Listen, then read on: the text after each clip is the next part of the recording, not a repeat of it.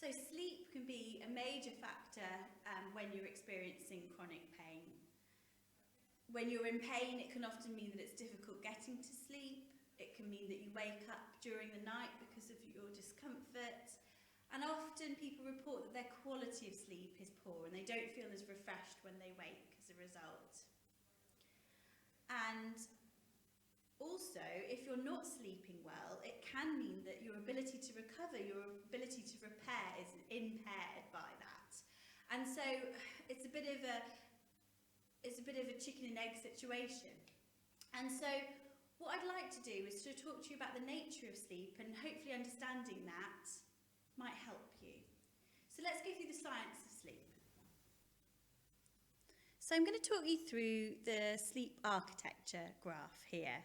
I think it's called sleep architecture just because it looks a bit like buildings, as you can see. And this really explains what happens during sleep, during a long period of sleep. So let's say 7-8 hours of sleep. So if you look, we start off here on the left, and you can see that we dip down into sleep, and the first thing that happens is you go into REM, so your rapid eye movement, and that is dream sleep. So that section of the graph is your dreaming. And you kind of go through that. So you initially have a dream sleep, and then you go down into the lower levels of sleep. So you go into stage 1, and then between stage 1 and 2, you get sleep paralysis, which stops you from acting out your dreams. And then as you go down from 2 to 3, 4, so 3 and 4, you're deep restorative sleep. So that's when you are repairing and recovering most effectively. But actually, you come out of that deep sleep during this 90-minute cycle. So you can see these 90-minute cycles, 1 and 2, where you go through stages 1, 2, 3, and 4 of sleep. And when you come out, you do have a brief period of wakefulness where you might be dreaming vividly, or you might actually be awake. Typically what then happens is you don't go down into those lower levels of sleep. So the latter stages of the night, you have more dreams and lighter sleep and less restoration and repair. But it's still an important part of sleep. It's just that it's a different section. Now, interestingly, in medieval times, people used to only really sleep for about 4 hours at a time, mainly from a safety point of view, in that they needed to check on the animals, on fire, on just basically keep themselves aware of what was going on. So people used to get up in the middle of the night and do things in between stages 2 and 3 of sleep. And that broken up sleep was still healthy and happy for them. It was just that it was a different way of doing it. We've got very used to the way that we try and sleep now. And that's all been developed really by the Industrial Revolution, where because we had to be up early in the morning to go into factories and to go into work, we need to get all of our sleep in one chunk. But that doesn't work for everyone. And actually, lots of people find that they wake up during the night. And I suppose what I want to show you here is that that isn't always a bad thing. The other example, of course, is when you think about siestas on the continent. Actually, people tend to have smaller amounts of sleep in the middle of the day, so probably these latter stages, and then they have their deep restorative sleep for maybe 4 or 5 hours at night. But they have less sleep at night, and they break it up with that section in the day. And actually, there's nothing wrong with that. So, just interesting, I think, to know these things. A lot of time when you have if you have pain, you can end up in that upper levels of sleep. So you end up with lots of vivid dreams or nightmares, so stuck in that REM phase. Some people have problems with the sleep paralysis phase, so sometimes people have nightmares about, they sort of wake up during that sleep paralysis, so they're alert but not able to move, which can be very frightening. And it's not unusual when you've got pain, just because it disrupts your sleep. And of course, when you think about it, if you're not getting to those lower levels of sleep, you're not getting that deep restoration and repair, that might then have a negative impact on your pain and the way that you can function during the day.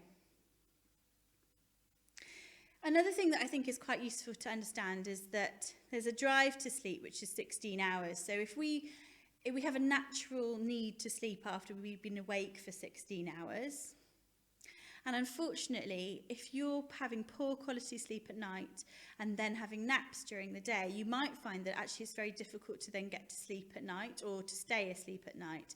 And that's partly because of this drive to sleep that's required to be, basically up for longer.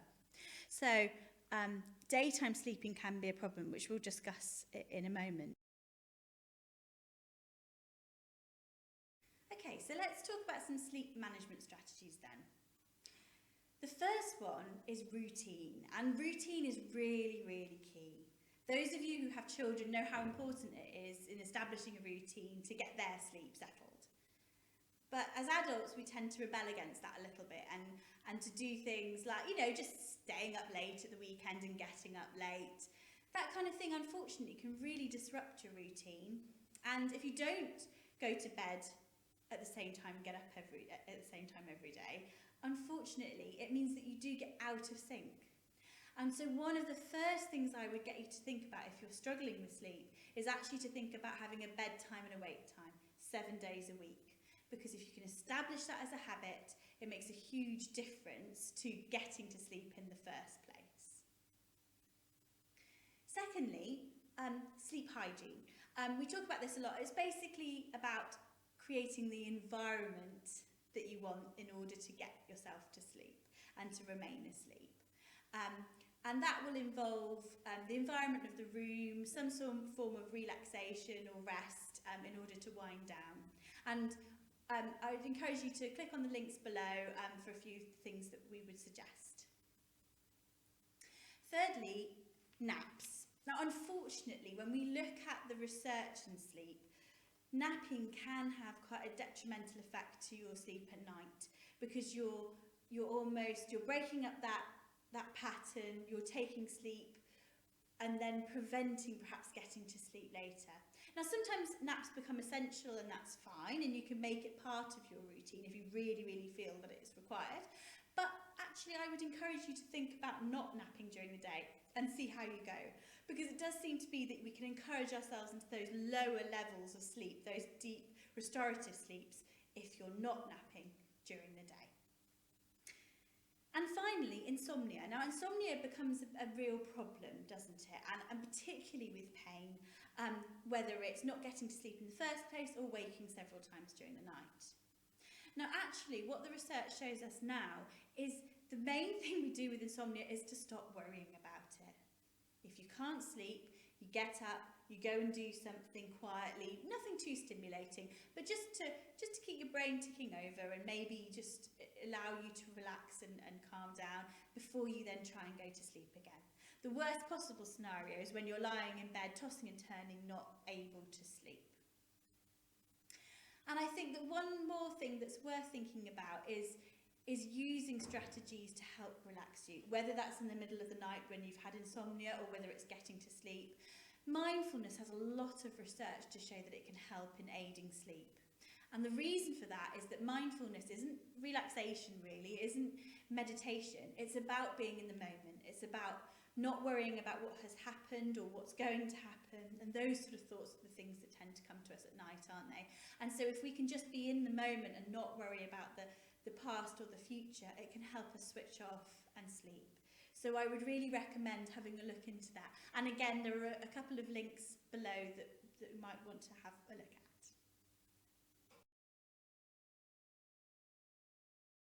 Hi, my name's Ellie and I'm here from Lift Psychology just to talk a bit about how long-term pain can affect our emotional health and how, if we become aware of that, we can learn ways of managing that in a more helpful way.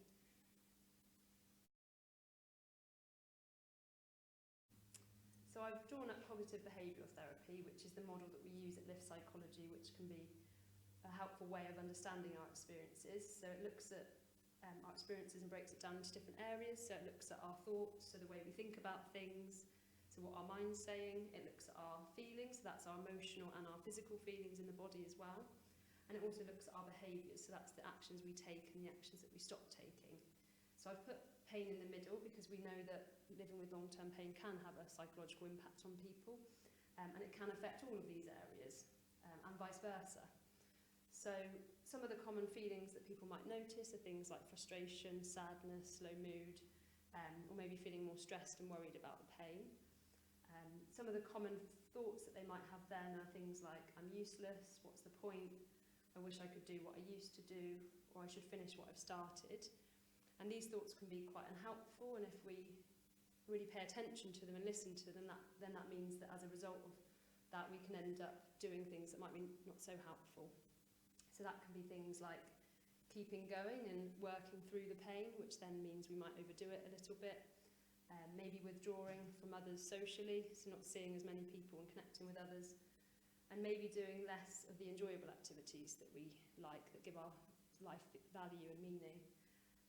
And as a result of all of that, then our whole experience is much more difficult, because if we keep going and overdo it, then that means that we aggravate the pain, and the pain's worse. If we withdraw from others, then we become more lonely and isolated, and we might not feel as understood. And if we do less of the enjoyable activities, then we become more depressed, and the problems worsen in life. So we have to be clear that we're not saying that the pain is in any way psychological or in your head. The pain is real, but learning about psychology can help you to become aware of the vicious cycles and make some changes to some of the areas, like your behaviours or managing your thoughts in a different way. So some of the things that you might be able to do are things like planning an activity to recharge or rest during the day, being kind and realistic with yourself by pacing activities, setting doable goals so that you can achieve something each day, and that might lift your mood, and being open with people about how you're feeling and thinking about how they can support you better, because that can make the overall experience more manageable.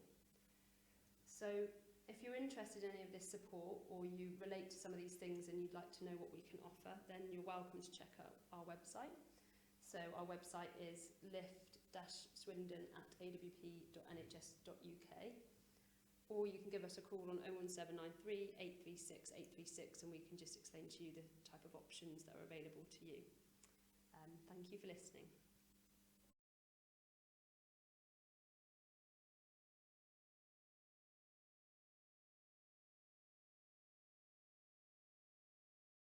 Hello, my name is Debbie McDade, and I'm a pain specialist nurse.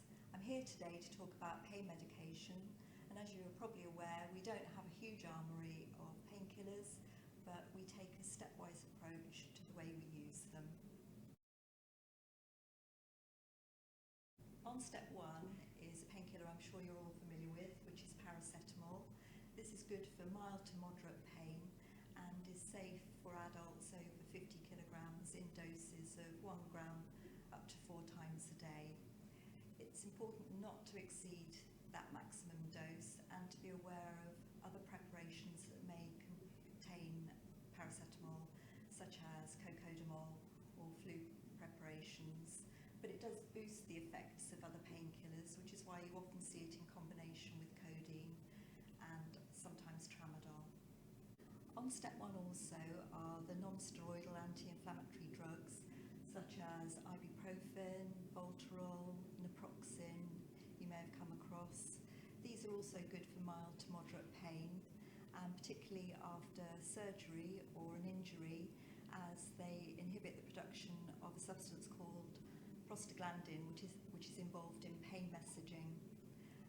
They do have quite a few side effects and reasons why you shouldn't take them.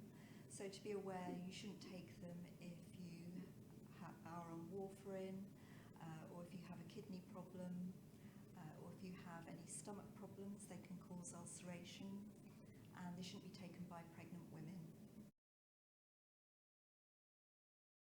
So moving on to the stronger painkillers, we have what we call the weak opioids on step 2, which are codeine and tramadol. Codeine is extracted from the poppy, and tramadol is synthesized in the lab. They're both useful for more severe pain. Tramadol shouldn't be taken by anybody with epilepsy, as it can cause seizures, and they're also often used in combination, as I said, with paracetamol, which boosts their effects. So moving on to step 3, these are the painkillers we use for severe pain, called the strong opioids. So morphine, oxycodone, fentanyl and buprenorphine. They are good for severe pain in the short for long-term use, as you can become tolerant and they lose their effectiveness. The main side effects are they can make you feel sick, they can slow your breathing, they can make you sleepy. So to be aware of DVLC rules, that you can drive if you were on these painkillers if you're confident that they're not affecting your ability to react while driving. So this is what we call the analgesia ladder, and we use it mainly for acute pain, so for instance after surgery or if you've had an injury or infection, because the painkillers will work very well in the short term and we can use them as a tool to manage that acute pain. For long-term pain, these painkillers don't tend to be as effective, and we move on to other painkillers that are more effective for nerve and long-term pain. So the drugs we use for long-term pain are the tricyclic antidepressants such as duloxetine and amitriptyline. Amitriptyline used to be used as an antidepressant, but it was found that patients that took it for their mood also found that it helped their pain, and now they have newer antidepressants. Amitriptyline is mainly used for pain. Duloxetine is in the same family, and the way they work is they affect the areas of the brain that are common to both mood and pain.